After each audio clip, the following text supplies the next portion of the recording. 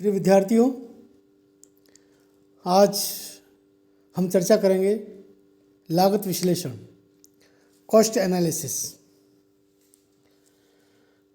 विभिन्न बाजार स्थितियों के अंतर्गत फर्म एवं उद्योग के सामने हेतु लागत वक्रों का उपयोग किया जाता है। लागत की धारणा किसी वस्तु की पूर्ति उस वस्तु की उत्पादन लागत पर निर्भर करती है। अर्थशास्त्र में लागत शब्द का प्रयोग अनेक अर्थों में किया जा सकता है।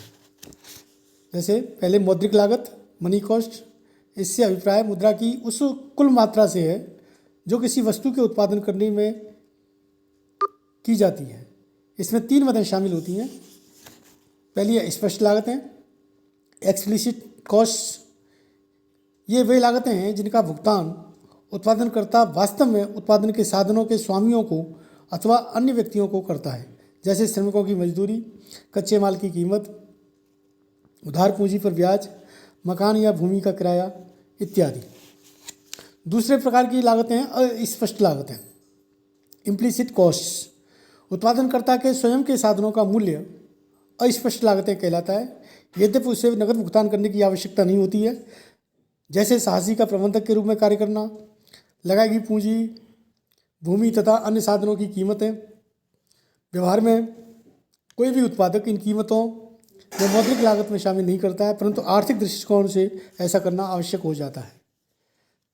तीसरी प्रकार की लागत है सामान्य लाभ, नॉर्मल प्रॉफिट।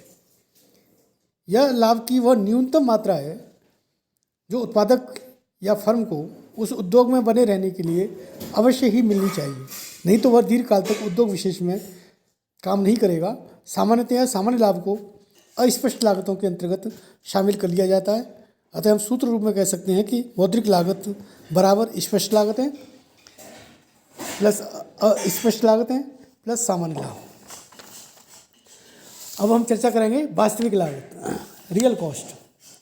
किसी वस्तु के उत्पादन में श्रमिकों तथा पूंजीपतियों द्वारा किए गए कष्ट व त्याग की मात्रा को ही प्रतिष्ठित अर्थशास्त्री उत्पादन की वास्तविक लागत मानते हैं। प्रोफेसर मार्शल कहते हैं कि किसी वस्तु को बनाने में प्रत्यक्ष तथा अप्रत्यक्ष रूप से लगने वाले विभिन्न प्रकार के श्रमिकों का परिश्रम, इसके साथ साथ उसके उत्पादन में प्रयुक्त पूंजी की बचत के लिए आवश्यक त्याग अथवा प्रतीक्षा, यह सब प्रयत्न तथा त्याग मिलकर उस वस्तु के उत्पादन की वास्तविक लागत कहलाते हैं। इस प्रकार ऐसे कार्य जिनमें अधिक परिश्रम तथा त्याग की आवश्यकता होती है, उनकी उत्पादन लागत अपेक्षाकृत अधिक होती है। आधुनिक अर्थशास्त्री वास्तविक लागत की परिभाषा को स्वीकार नहीं करते, क्योंकि कष्ट एवं त्याग एक मनोवैज्ञानिक एवं व्यक्तिनिष्ठ सब्जेक्टिव विचार है जिनकी माप करना असंभव है। अतः ये इसके स्थान पर अवसर लागत का प्रयोग करते हैं। अब अवसर लागत क्या है? अपॉर्चुनिटी कॉस्ट, इसको हस्तांतरण आय, ट्रांसफर अर्निंग्स, वैकल्पिक लागत, अल्टरनेटिव कॉस्ट तथा हस्तांतरण लागत, ट्रांसफर कॉस्ट भी कहते हैं। अतः वह लागत अथवा आय जो किसी साधन को उसके वर्तमान कार्य में रहने के लिए प्रेरित करती है, अवसर लागत कहलाती है। बेनहम के अनुसार मुद्रा की वह मात्रा जो कोई इकाई अपने दूसरे सर्वश्रेष्ठ विकल्प में प्राप्त कर सकती है, उसे कभी कभी हस्तांतरण आय कहा जाता है। श्रीमती जॉन रॉबिन्सन के विचार में अवसर लागत उस कीमत को जो एक साधन की इकाई को किसी विशेष उद्योग में बनाए रखने के लिए देनी पड़ती है, उस साधन की हस्तांतरण आय अथवा हस्तांतरण कीमत कहा जाता है। चित्र में हम देख रहे हैं कि एक्स वस्तु की x1 x2 मात्रा की अवसर लागत y वस्तु की y1 y2 मात्रा होगी जिसका त्याग किया जाएगा।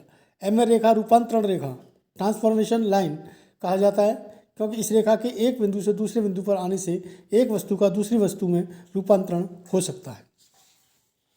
अब हम अवसर लागत के महत्व पर चर्चा करेंगे। अर्थशास्त्र के अनेक सिद्धांतों में यह दिखाई देता है।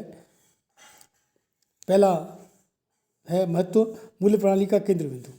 कीमत प्रणाली का एक प्रमुख कार्य उत्पादन के सीमित साधनों को उनके वैकल्पिक प्रयोगों में व्यवस्थित करना है। अतः एक साधन अपने वर्तमान उद्योग में तब तक कार्यरत रहेगा जब तक कि उसके बिना किसी अन्य उद्योग में कार्य करने पर अपनी वर्तमान आय से अधिक आय प्राप्त नहीं हो रही हो। लगान के सिद्धांत में सहायक, लगान का आधुनिक सिद्धांत अवसर लागत की धारणा पर आधारित है। किसी साधन का लगान उसकी वर्तमान आय तथा अवसर लागत का अंतर होता है। लगान बराबर वर्तमान आय माइनस हस्तांतरण आय। सीमा है। अब इसकी अवसर लागत की कुछ लिमिटेशंस भी हैं। पहले ही अवसर लागत का विचार विशिष्ट साधनों के संबंध में लागू नहीं होता, क्योंकि इन साधनों का प्रयोग केवल एक ही कार्य विशेष के लिए किया जा सकता है। इन साधनों की अवसर लागत शून्य होती है, अतः इनकी समस्त वर्तमान आय लगान होती है। व्यवहार में उत्पादन का कोई भी साधन किसी उद्योग विशेष में ही रहना चाहता है। ऐसी स्थिति में उस साधन की वर्तमान आय उसकी हस्तांतरण आय से कम होगी। तीसरे सीमा है, अवसर लागत का सिद्धांत केवल पूर्ण प्रतियोगिता की परिस्थिति में ही लागू होता है, जो व्यवहारिक जीवन में नहीं पाई जाती।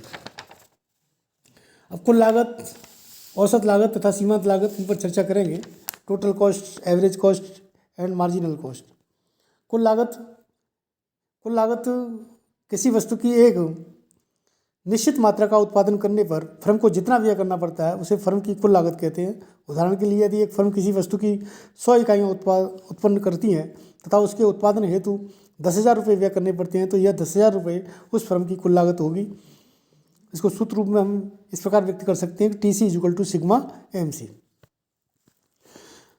औसत लागत, एवरेज कॉस्ट, जब फर्म की कुल लागत में उसके द्वारा उत्पादित वस्तु की कुल मात्रा से भाग दे दिया जाता है तो प्रति इकाई औसत लागत मालूम हो जाती है।